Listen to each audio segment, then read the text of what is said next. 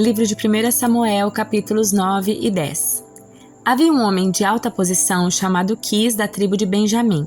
Era filho de Abiel, filho de Zeror, filho de Becorate, filho de Áfia, da tribo de Benjamim. Seu filho Saul era o jovem mais atraente de todo Israel. Era tão alto que os outros chegavam apenas a seus ombros. Certo dia, as jumentas de Quis se perderam e ele disse a Saul: "Leve um servo com você e vá procurar as jumentas." Então Saul e o servo percorreram toda a região montanhosa de Efraim e a terra de Salisa, a região de Saalim e toda a terra de Benjamim, mas não encontraram as jumentas em parte alguma. Por fim, chegaram à região de Zuf e Saul disse ao servo: "Vamos voltar para casa, eu não quero que meu pai fique mais preocupado comigo do que com as jumentas." O servo, porém, disse: "Tenho uma ideia. Nessa cidade mora um homem de Deus. O povo daqui o respeita muito, pois tudo o que ele diz acontece. Vamos procurá-lo, talvez ele possa nos dizer para onde devemos ir." Saul respondeu: "Está bem, vamos, mas não temos nada a oferecer ao homem de Deus. Até nossa comida acabou e não temos nada para lhe dar em troca." O servo disse: "Eu tenho comigo uma pequena quantidade de prata. Pelo menos poderemos oferecer isso ao homem de Deus e ver o que acontece." Naquele tempo em Israel, quando alguém queria receber uma mensagem de Deus, dizia: "Vamos perguntar ao vidente", pois os profetas de hoje eram chamados de videntes. Saul concordou: "Está bem, vamos." Então foram para a cidade onde morava um homem de Deus. Quando subiam a colina para chegar à cidade, encontraram algumas jovens descendo para buscar água. Então Saul e os servos lhes perguntaram: "O vidente está aqui hoje?" Elas responderam: "Sim, basta seguir em frente, mas é preciso correr porque ele acabou de chegar à cidade para realizar um sacrifício no lugar de adoração. Quando entrarem na cidade, tentem encontrá-lo antes que ele suba para a refeição no alto da colina. O povo não começará a comer até que ele chegue para abençoar o sacrifício. Subam logo, pois é agora que poderão encontrá-lo." Então chegaram à cidade e quando entravam pelos portões, Samuel vinha na direção deles, subindo para o lugar de adoração. No dia anterior à chegada de Saul, o Senhor tinha dito a Samuel: "Amanhã, por volta desta hora, enviarei a você um homem da terra de Benjamim. Você o ungirá para ser líder do meu povo Israel. Ele o livrará dos filisteus, pois olhei para o meu povo com misericórdia e ouvi seu clamor." Quando Samuel viu Saul, o Senhor disse: "Esse é o homem de que lhe falei. Ele governará meu povo." Saul se aproximou de Samuel na entrada da cidade e perguntou: "O Senhor pode me dizer onde fica a casa do vidente?" "Eu sou o vidente", respondeu Samuel. "Suba adiante de mim até o lugar de adoração. Ali comeremos juntos e pela manhã eu lhe direi o que quer saber, e depois poderá seguir viagem. E não se preocupe com as jumentas que se perderam há 3 dias, pois foram encontradas. Eu lhe digo que as esperanças de Israel estão centradas em você e em sua família." Saul respondeu: "Mas sou apenas da tribo de Benjamim, a menor das tribos de Israel, e a minha família é a mais insignificante de todas as famílias dessa tribo. Por que o Senhor fala comigo dessa maneira?" Então Samuel levou Saul e seu servo para uma sala de jantar e lhes deu lugar de honra entre os convidados, cerca de 30 pessoas. Em seguida, Samuel pediu ao cozinheiro: "Traga um pedaço de carne separado para o convidado de honra." O cozinheiro trouxe a coxa do sacrifício e a colocou diante de Saul. "Coma", disse Samuel. "Reservei este pedaço para você desde que decidi convidar estes homens para a refeição." E Saul comeu com Samuel naquele dia. Quando desceram do lugar de adoração e voltaram para a cidade, Samuel levou Saul ao terraço da casa e preparou uma cama para ele.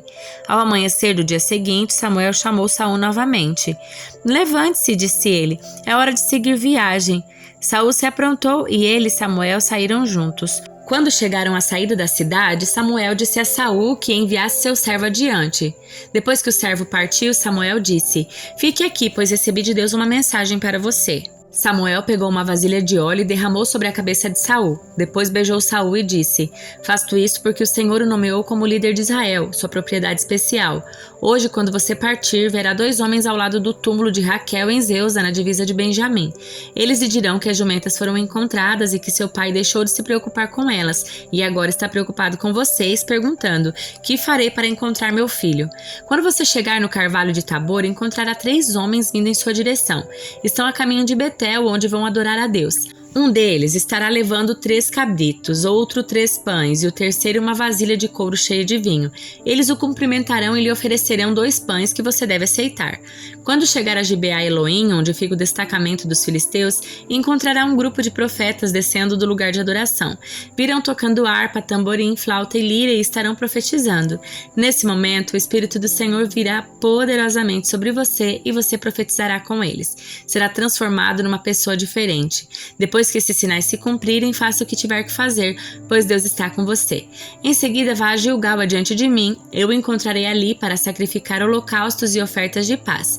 Espere lá durante 7 dias até eu chegar e lhe dar mais instruções.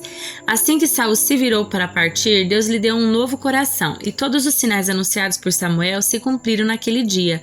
Ao chegarem a Gibeá, Saul e o servo viram um grupo de profetas vindo em sua direção. Então o Espírito de Deus veio poderosamente sobre Saul, e ele começou a profetizar com eles. Quando aqueles que o conheciam souberam disso, perguntaram uns aos outros: o que aconteceu com o filho de Quis? Acaso Saul também é profeta? Um dos que ali estavam perguntou: qualquer um pode se tornar profeta, seja quem for seu pai? Essa é a origem do ditado. Acaso Saul também é profeta? Depois que Saul terminou de profetizar, subiu ao lugar de adoração. O tio de Saul perguntou a ele e ao servo: onde vocês estavam? Saul respondeu: saímos para procurar as jumentas, mas não conseguimos encontrá-las, então fomos a Samuel para lhe perguntar onde elas estavam. E o que foi que Samuel lhe disse? Perguntou o tio. Disse que as jumentas já haviam sido encontradas, respondeu Saul. Contudo, não contou ao tio o que Samuel tinha dito sobre o reino. Algum tempo depois, Samuel convocou todo o povo para se reunir diante do Senhor em Mispá. Disse ele aos israelitas: assim diz o Senhor, o Deus de Israel: eu os tirei do Egito e os livrei dos egípcios e de todas as nações que os oprimiam. Mas apesar de eu ter resgatado vocês de suas angústias e aflições, hoje vocês rejeitaram seu Deus e disseram: queremos um rei. Agora, portanto, apresentem-se diante do Senhor de acordo com suas tribos e seus clãs. Então Samuel reuniu todas as tribos de Israel e a tribo de Benjamim foi escolhida por sorteio. Em seguida, Samuel reuniu cada família da tribo de Benjamim e a família de Matri foi sorteada. Por fim, Saul, filho de Quis, foi escolhido dentre eles. Quando o procuraram, porém, não o encontraram. Por isso perguntaram ao Senhor: ele já chegou? O Senhor respondeu: está escondido no meio da bagagem. Eles correram até lá e o trouxeram. Era tão alto que os outros chegavam apenas a seus ombros. Samuel disse ao povo: este é o homem que o Senhor escolheu para ser seu rei. Não há ninguém semelhante a ele em todo Israel. E todo o povo gritou: viva o rei!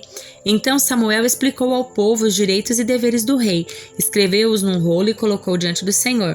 Depois mandou todo o povo para casa. Saul também voltou para sua casa em Gibeá, acompanhado por um grupo de homens cujo coração Deus tinha tocado. Havia, no entanto, alguns desocupados que debochavam: esse sujeito nunca nos salvará. Desprezaram Saul e se recusaram a lhe trazer presentes, mas Saul não lhes deu atenção. Livro de Jó, capítulo 31. Fiz uma aliança com os meus olhos de não olhar com cobiça para nenhuma jovem, pois o que Deus lá em cima escolheu para nós. Qual é a nossa herança do Todo-Poderoso que está lá no alto? Não é calamidade para os perversos e desgraça para os que praticam o mal? Afinal, ele não vê tudo o que faço e cada passo que dou? Se minha conduta foi falsa ou se procurei enganar alguém, que Deus me pese numa balança justa, pois conhecerá minha integridade. Se me desviei do seu caminho, se meu coração cobiçou o que os olhos viram, ou se sou culpado de algum outro pecado, que outros comam o que semeei, que minhas plantações sejam arrancadas pela raiz. Se meu coração foi seduzido por uma mulher, ou se cobicei a esposa do meu próximo, que minha esposa se torne serva de outro homem, que outros durmam com ela. Pois a cobiça é um pecado vergonhoso, um crime que merece castigo. É fogo que tudo consome, levando à destruição, capaz de destruir tudo o que tenho. Se fui injusto com meus servos e servas quando me apresentaram suas queixas, que farei quando Deus me confrontar? Que direi quando ele me chamar para prestar contas? Pois o mesmo Deus que me criou também criou meus servos, formou no ventre materno tanto eles como eu. Acaso me recusei a ajudar os pobres ou acabei com a esperança da viúva? Fui mesquinho com meu alimento e me recusei a compartilhar-o com os órfãos? Não. Desde a juventude tenho cuidado dos órfãos como um pai e por toda a vida tenho ajudado as viúvas. Sempre que via alguém passar frio por falta de roupa e o pobre que não tinha o que vestir, acaso eles não me abençoavam por lhes prover roupas de lã para aquecê-los? Se levantei a mão contra o órfão, certo de que os juízes tomariam meu partido, que meu ombro seja deslocado e meu braço arrancado da articulação. Seria melhor que enfrentar o castigo de Deus. Pois se a majestade de Deus é contra mim, que esperança resta? Acaso confiei no dinheiro ou me senti seguro por causa do meu ouro? Acaso me vangloriei da minha riqueza e de tudo que possuo? Olhei para o sol que brilha no céu ou para a lua que percorre seu resplendor e em segredo meu coração foi seduzido a lhe lançar beijos de adoração? Se o fiz, devo ser castigado pelos juízes, pois significa que neguei o Deus que está lá no alto. Alguma vez me alegrei com a desgraça dos meus inimigos ou exultei porque lhes aconteceu algum mal? Não, jamais cometi o pecado de amaldiçoar alguém ou de pedir sua morte como vingança. Meus servos nunca disseram, ele deixa os outros passar fome. Nunca deixei o estrangeiro dormir na rua, minha porta sempre esteve aberta para todos. Acaso procurei encobrir meus pecados como outros fazem e esconder a culpa em meu coração? Mantive-me calado e não saí de casa por medo da multidão ou do desprezo do povo? Se ao menos alguém me ouvisse, vejam, aqui está a minha defesa assinada. Que o Todo-Poderoso me responda, que meu adversário registre essa denúncia por escrito. Eu enfrentaria a acusação de peito aberto e a usaria como coroa, pois eu diria a Deus exatamente o que tenho feito. Compareceria diante dele como um príncipe. Se a terra protestar contra mim, se todos os seus sulcos clamarem, se roubei suas colheitas ou se matei seus donos, que cresçam espinhos em lugar de trigo e ervas daninhas em lugar de cevada. Assim terminaram as palavras de Jó. Carta aos Romanos, capítulo 7.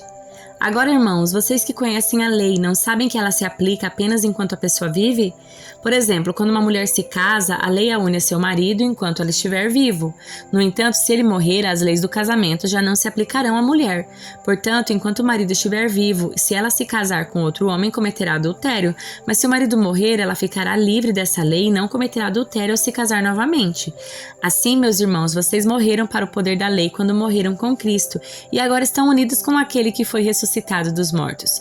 Como resultado, podemos produzir uma colheita de boas obras para Deus. Quando éramos controlados pela natureza humana, desejos pecaminosos atuavam dentro de nós, e a lei despertava esses desejos maus que produziam uma colheita de obras pecaminosas cujo resultado era a morte. Agora, porém, fomos libertos da lei, pois morremos para ela e já não estamos presos a seu poder. Podemos servir a Deus não de maneira antiga, obedecendo a letra da lei, mas de maneira nova, vivendo no Espírito. Por acaso estou dizendo que a lei de Deus é pecaminosa? Claro que não. Na verdade, foi a lei que me mostrou meu pecado. Eu jamais saberia que cobiçar é errado se a lei não dissesse, não cobice.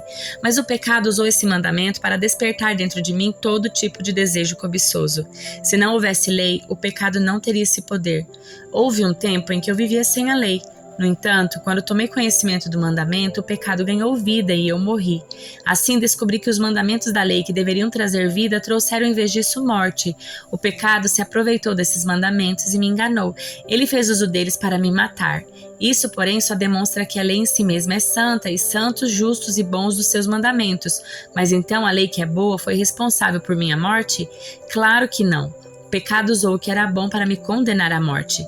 Vemos com isso como o pecado é terrível, usando os bons mandamentos de Deus para os seus próprios fins perversos. O problema não está na lei, pois ela é espiritual e boa. O problema está em mim, pois sou humano, escravo do pecado. Eu não entendo a mim mesmo, pois quero fazer o que é certo, mas não o faço. Em vez disso, faço aquilo que odeio. Mas se eu sei que o que eu faço é errado, isso mostra que concordo que a lei é boa. Portanto, não sou eu quem faz o que é errado, mas o pecado que habita em mim. E eu sei que em mim, isto é, em minha natureza humana, não há nada de bom, pois eu quero fazer o que é certo, mas eu não consigo. Quero fazer o bem, mas não faço. Não quero fazer o que é errado, mas ainda assim o faço. Então, se faço o que não quero, na verdade não sou eu quem o faz, mas o pecado que habita em mim. Assim, descobri essa lei em minha vida. Quando quero fazer o que é certo, percebo que o mal está presente em mim. Amo a lei de Deus de todo o coração. Contudo, há outra lei dentro de mim que está em guerra com minha mente e me torna escravo do pecado que permanece dentro de mim. Como sou miserável! Quem me libertará deste corpo mortal dominado pelo pecado? Graças a Deus, a resposta está em Jesus Cristo, nosso Senhor. Na mente, quero de fato obedecer à lei de Deus, mas por causa da minha natureza humana, sou escravo do pecado.